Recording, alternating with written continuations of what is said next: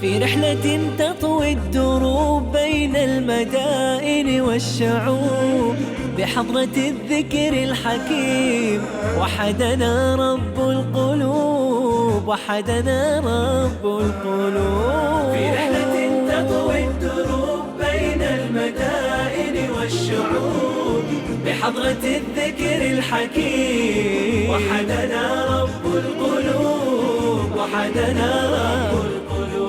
ولحفظ آيات الكتاب قد أتينا كل باب نمضي على درب الصواب من قبل أن تجلو الخطوب من قبل أن تجلو الخطوب. في رحلة تطوي الدروب بين المدائن والشعوب.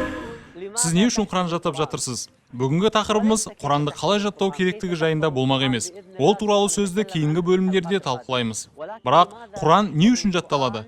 Бұл тақырып Құран жаттау жолындағы негізгі, әрі маңызды қағида болып табылады. Егер сіз бүгін Аллахтың қалауымен Құран жаттауды бастап, кәміл жаттап шығамын деп нық түрде бел буған болсаңыз, ниетіңізді белгілеп алу керек болады. Не үшін жаттамақшысың? Соны анықтап ал.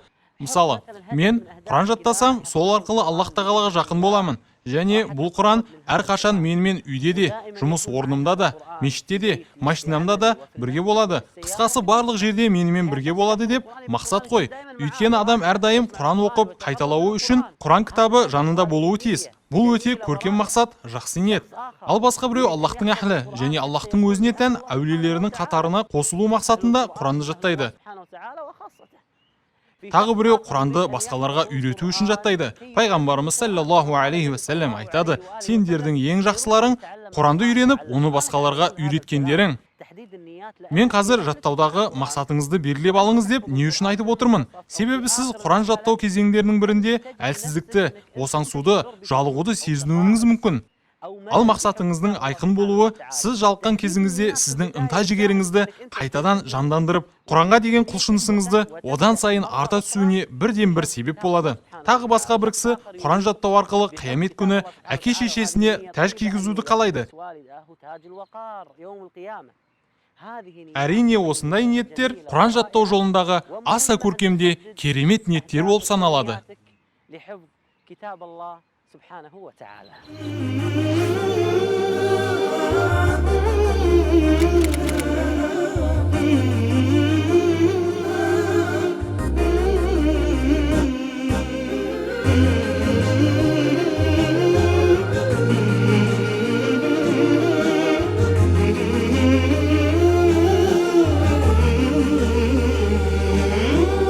في رحلة تطوي الدروب. Біз қазір Мавритания еліндеміз. Алтын бұл ел Шыңқытилар өлкесі деп аталатын. Мавритания өте ежелден тұрғындары ислам дінін берік ұстануымен және шариғат білімінің кең етек жайылуымен танымал болған. Шариғат білімі жайында кітаптар, мәтіндер жазған көптеген білікті, мәшһүр ғұламалар осы жерден шыққан.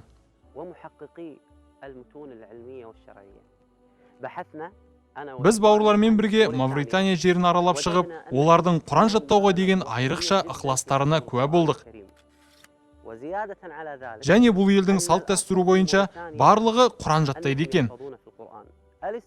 Сондықтан біз Мавританиядағы Құран жаттау орталықтарымен танысу мақсатында, әрі Шыңқитилар өлкесіндегі Құран жаттау тәсілін үйрену мақсатында осында келдік.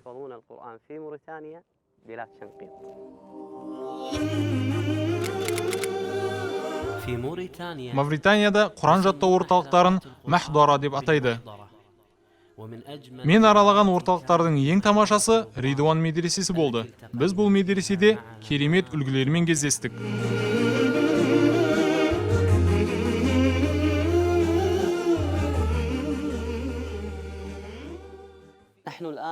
Біз қазір Мавританияның астанасы Нуакшот қаласында орналасқан Ридуан медресесіндеміз. Әдеттегідей бұл жолы да Аллахтың кітабын жаттаған бетке ұстар үлгілі қарылармен бірге сұхбат жүргіземіз. Қазір менің алдымда керемет бір бала отыр. Ең әуелі мені қызықтырғаны оның есімі болды. Аллах тағаладан бұл баланы есіміне лайықты етуін сұраймыз. Есімі Аллама Мухаммад Фадыл. Мәшалла, бұл бала Мавританияда өткен көптеген Құран жарыстарында бірнеше жүлделі орындарға ие болған. Жақын арада Доха қаласында жасөспірімдер арасында өтетін Құран жарысына барып қатысады. Аллах тағаладан бірінші орынға қол жеткізуін тілейміз. Қашан Құран жаттауды бастадың? 6 жаста едім. 6 жаста? Мәшаллах, жақсы. Неше жаста бітірдің? 8 жаста.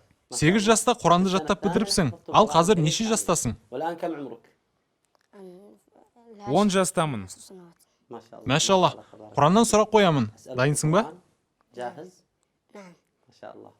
أعوذ بالله من الشيطان الرجيم ألم تر إلى الذين بدلوا نعمة الله كفرا وأحلوا قومهم دار البوار جهنم يصلونها وبئس القرار وجعلوا لله أندادا ليضلوا عن سبيله قل تمتعوا فإن مصيركم إلى النار. Мәшаллах, Аллах береке берсін. Мен қазір жас меншәуиді естігендей болдым. Аллах тағала сені меншәуидей қылсын. Әмин де. Бәрімізге шейх меншәуидің пайдасы тигені секілді, сенің де адамдарға пайдаң тисін.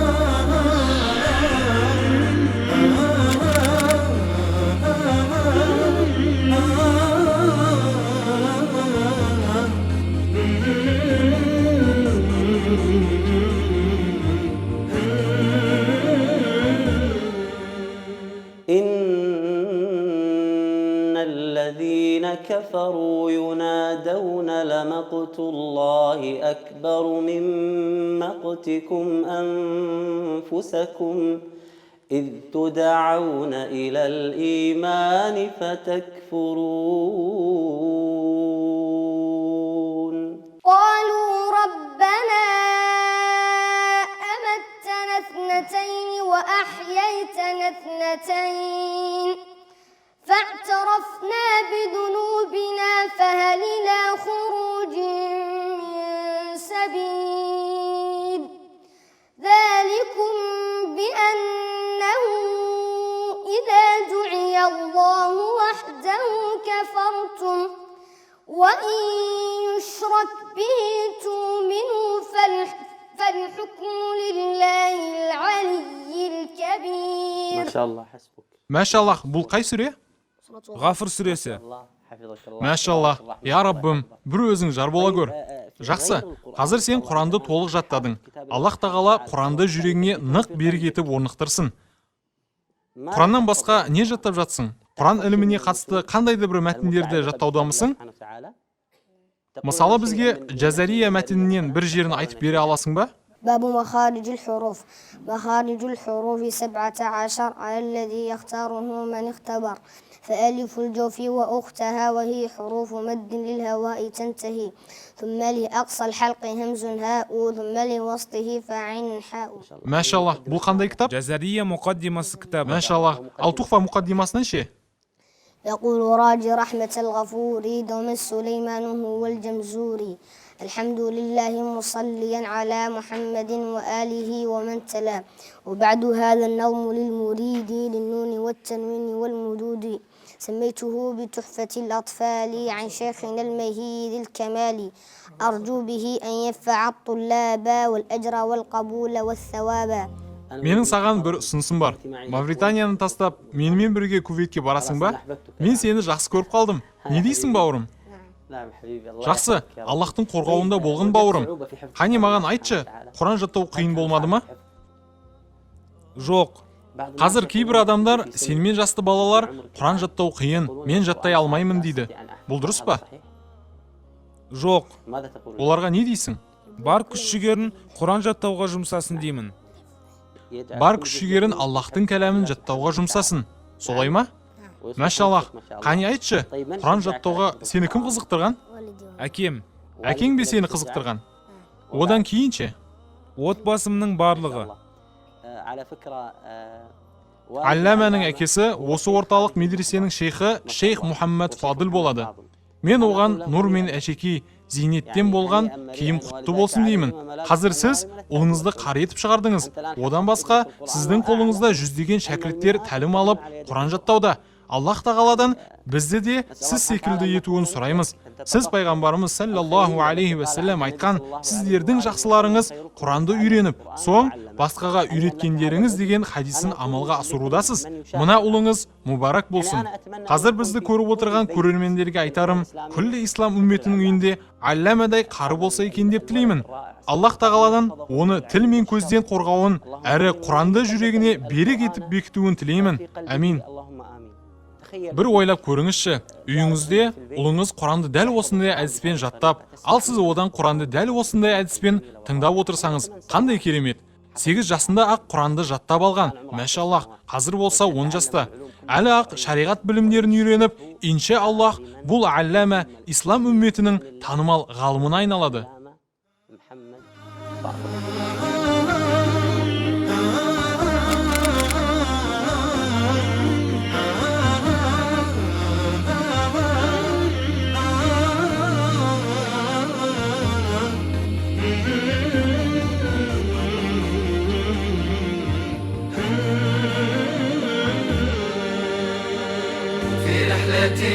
تطوي الدروب بين المدائن والشعوب. Егер байқап қарайтын болсақ, біздің көпшілігіміз ауырып қалсақ, дем салып Құран оқитын қарларды іздей бастаймыз. Өйткені Аллах тағала көптеген аяттарда бұл Құранның өзі үлкен шипа екендігін баяндады. Сол аяттардың бірі: أعوذ بالله من الشيطان الرجيم وننزل من القرآن ما هو شفاء ورحمة للمؤمنين ولا يزيد الظالمين إلا خسارا. Және Аллах тағала айтады: قل هو للذين آمنوا هدى وشفاء.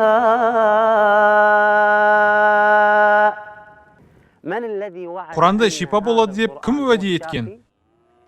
Әлбетте Аллах тағала. Ендеше Аллахтан гөрі сөзінде шыншыл сөйлейтін біреу бар ма екен?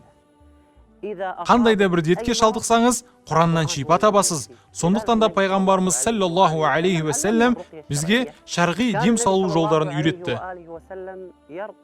Аллахтың елшісінің өзі саллаллаху алейхи вассалам Хасан мен Хусейнге дем салатын еді. Бізге Құраннан Фатиха сүресін немесе Аятул Курсиді, не Бақара сүресінің соңғы 2 аятын оқып дем салуды үйретіп тәлім берді. Енді сізге сұрақ: егер өзіне дем салатын кісінің көкірегі Құран аяттарымен толы болса ше? Құран жаттау кезде Аллах тағала жамандық, ауру атаулыдан қалай тазартатынын көрмедіңіз бе? Енді Аллахтың кітабын жаттау уақыты келмеді ме? قرآن فجر يا أخي مشهود والخير في صفحاته معقود فاحرص على القرآن لا تبخل به فالخير دوما للورى مردود فاحرص على القرآن لا تبخل به فالخير دوما